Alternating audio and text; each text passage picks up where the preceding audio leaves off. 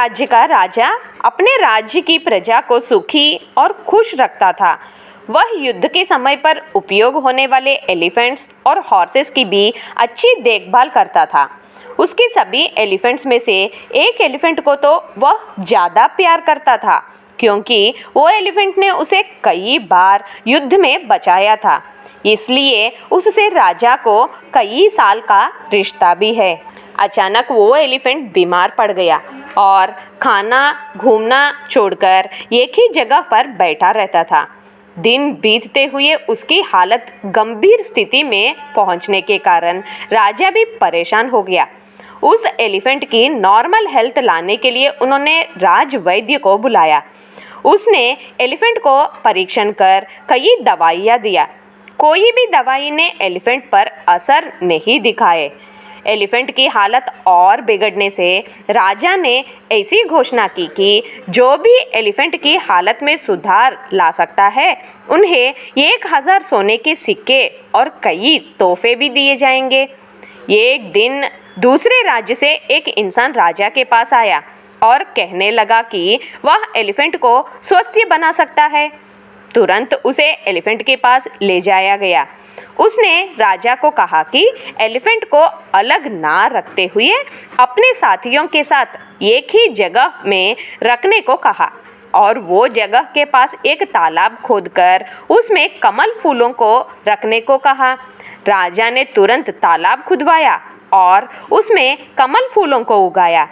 ये होने के कुछ ही दिन में एलिफेंट की हालत में सुधार आने लगा और 10 दिन में वह पूरी तरह से स्वस्थ हो गया।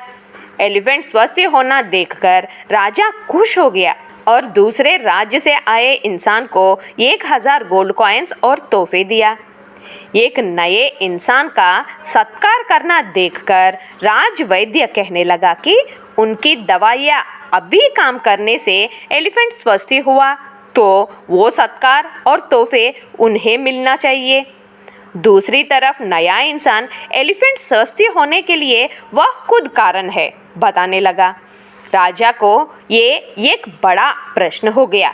उन्होंने ये प्रश्न अपने 3 मंत्रियों को कहकर उसका हल निकालने को कहा।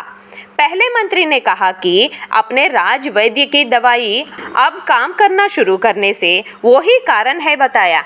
दूसरे मंत्री ने नया इंसान आने के बाद एलिफेंट स्वस्थ होने से नया इंसान ही कारण है बताया। तीसरे मंत्री ने कहा कि एलिफेंट स्वस्थ होने के लिए दोनों कारण है। राजवैद्य ने अच्छी दवाइयाँ दिया। ये इंसान ने एलिफेंट में खुशी से जीने की उम्मीद लाया। एलिफेंट को रखी हुई जगह के पास तालाब खोदने से बाकी साथी एलिफेंट्स ने उसमें खुशी से खेलना शुरू करने से बीमार एलिफेंट ने भी उनको देखकर धीरे धीरे उनके साथ तालाब में जाकर पानी से खेलना शुरू किया। खुश रहने से उसमें जीने की उम्मीद आई, जिससे उसको दी गई दवाइयों ने भी काम करना शुरू किया। इसलिए दोनों का सत्कार करना चाहिए।